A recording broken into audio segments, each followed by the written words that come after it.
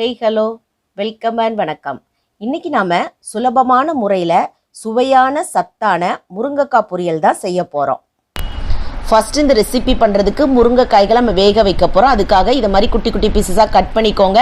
நல்லா கழுவுனதுக்கப்புறமா இதை மாதிரி லைட்டாக அதில் கீரல் போட்டு எடுத்துக்கோங்க. அப்போ தான் உள்ளுக்குள்ளே நல்லா அந்த உப்பு காரெல்லாம் பிடிச்சி சாப்பிட டேஸ்ட்டாக இருக்கும். இப்போ இதில் ஒரு அரை ஸ்பூன் அளவுக்கு மஞ்சள் தூளும் இந்த ரெசிபிக்கு தேவையான அளவுக்கு உப்பும் சேர்த்துக்கோங்க. தேவையான அளவுக்கு தண்ணி ஊற்றிக்கோங்க. தண்ணி அதிகமாக ஊற்றுனீங்க அப்படின்னா அந்த தண்ணி வேஸ்ட் ஆகிட்டுனா சத்துக்கள் எல்லாம் வீணாக போயிடும். அதனால் இந்த அளவுக்கு நீங்கள் தண்ணி ஊற்றிக்கோங்க. அதாவது முருங்கைக்காய்கள்லாம் வேகிற அளவுக்கு நீங்கள் தண்ணி ஊற்றினா போதும். இப்போ மூடி போட்டு நீங்கள் ஹை ஃப்ளேமில் வச்சுக்கோங்க. அதுக்கப்புறம் மீடியம் ஃப்ளேமில் வச்சு ஒரு 4-5 நிமிஷம் வேக வச்சிங்கன்னா போதும். இப்போ பாருங்கள், முருங்கைக்காய்கள் எல்லாம் நல்லா உடையாமல் இந்த அளவுக்கு வெந்து வந்திருக்கு. தண்ணியினுடைய அளவும் நம்மளுக்கு கரெக்டாக இருக்கும். இப்போ நீங்கள் ஸ்டவ் ஆஃப் பண்ணிட்டீங்கன்னா உங்களுக்கு கரெக்டான அளவில் இருக்கும். இப்போ அந்த முருங்கைக்காய்கள் அப்படியே இருக்கட்டும். இதுக்கு ஒரு ஃப்ரெஷ் மசாலா ஒன்று ரெடி பண்ண போகிறோம். அதுதான் இதுக்கு ஒரு ஹைலைட்னே சொல்லணும். அதுக்காக ஒரு மிக்சி ஜாரை எடுத்துக்கோங்க. அதில் ஒரு 1/4 கப் அளவுக்கு வேர்க்கடலை எடுத்துக்கோங்க. சும்மா தொலியோடையே சேர்த்துக்கோங்க. அதுலேயே ஒரு 4-5 பல் பூண்டு பற்கள் சேர்த்துக்கோங்க.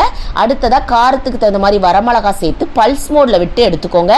தண்ணியை கறந்து கொண்டு ஊற்ற வேண்டாம். இதை மாதிரி கொஞ்சம் கொரகொரப்பாக அரைச்சி எடுத்துக்கோங்க. இப்போ நம்ம பொரியல் செய்ய ஆரம்பிச்சிடலாம். அதுக்காக ஒரு பாத்திரத்தை சூடுபடுத்தி 2 ஸ்பூன் எண்ணெய் சேர்த்துக்கோங்க. எண்ணெய் நல்லா சூடேறவும் 1/2 ஸ்பூன் கடுகும் 1/2 ஸ்பூன் உளுந்தம்பருப்பு சேர்த்து நல்லா பொரிய விட்டுறலாம். கடுகு நல்லா பொரிஞ்சு வரவும் இதில் ஒரு பல்லாரியும் ஒரு 2 இனுக்கு கறிவேப்பிலையும் சேர்த்துக்கோங்க. ஏற்கனவே நம்ம முருங்கைக்காய்களுக்கு தேவையான அளவுக்கு உப்பு போட்டு வேக வச்சுருக்கிறோம். இப்போ இந்த வெங்காயத்துக்கு தேவையான அளவுக்கு உப்பு போட்டு வேக வச்சிடலாம். இப்போ உப்பு போட்டு ஒரு 2 நிமிஷம் நல்லா வதக்கி விடுங்க. அந்த வெங்காயம் நல்லா நம்மளுக்கு சாஃப்டாக வெந்து வரட்டும். அது வரைக்கும் வதக்குனீங்கன்னா போதும்.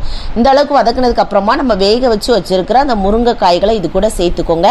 அந்த மீதி சூப் இருந்துச்சுன்னா நீங்கள் அந்த தண்ணியை வேஸ்ட் பண்ணாமல் சூப்பு மாதிரி செஞ்சு குடிச்சிக்கோங்க. உடம்புக்கு ரொம்ப நல்லது.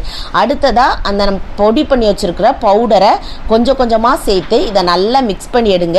நீங்கள் மிக்ஸ் பண்ணும் போச்சுல லோ ஃப்ளேம்லேயே வச்சுக்கோங்க. எண்ணெய் கொஞ்சம் தாராளமாக சேர்ப்பிங்கன்னா கூட 2 ஸ்பூன் அளவு கூட சேர்த்துக்கலாம். இதை நல்லா ஒரு 3-4 நிமிஷம் கலந்து விட்டுட்டு மூடி போட்டுட்டு ஸ்டவ் ஆஃப் பண்ணிட்டு சாப்பிட்டு பாருங்க. நல்லா காரமாக சேர்க்குறவங்க கூட 2 வத்தல் அரைச்சியோட நீங்கள் சேர்த்து சாப்பிட்டு பார்க்கலாம். டேஸ்ட் அவ்வளோ ஒரு சூப்பராக இருக்கும். ஒரு சிம்பிளான மெத்தட் தான். கண்டிப்பாக உங்கள் வீட்டில் இந்த ரெசிபியை செஞ்சு பாருங்கள்.